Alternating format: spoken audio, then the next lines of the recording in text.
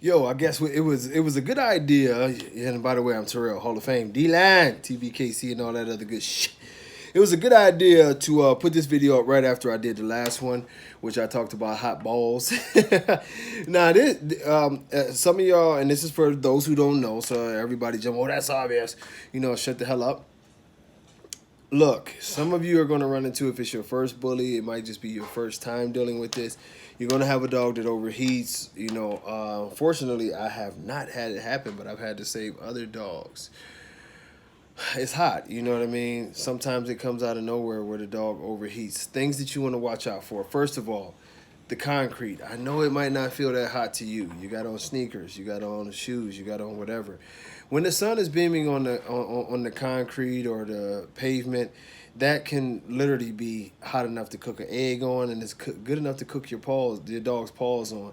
So my way of testing that is to put my hand, if I have on like some Crocs or something, I'll just take it off and put my bare foot on there and see if I can count to 15 without it hurting me. If I can count to 15 without it hurting me, then it's okay. It's warm. The dog can take it.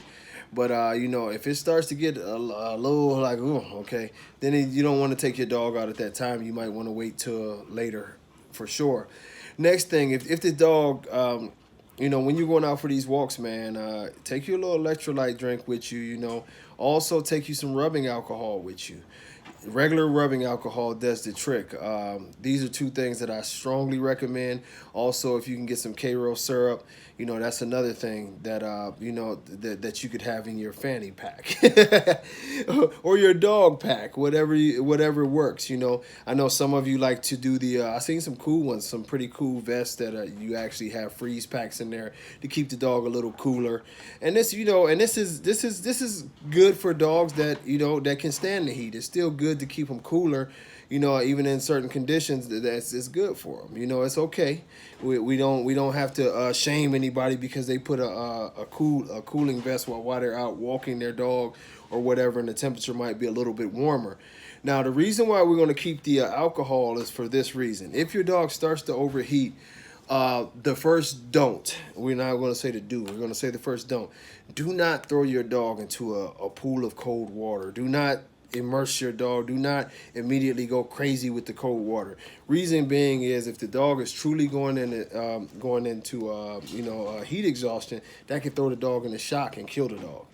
So what you want to do is you definitely want to try to bring the temperature down. Ice packs are good. But one of the old school tricks that you always want to do is, take that rubbing alcohol, rub the dog's balls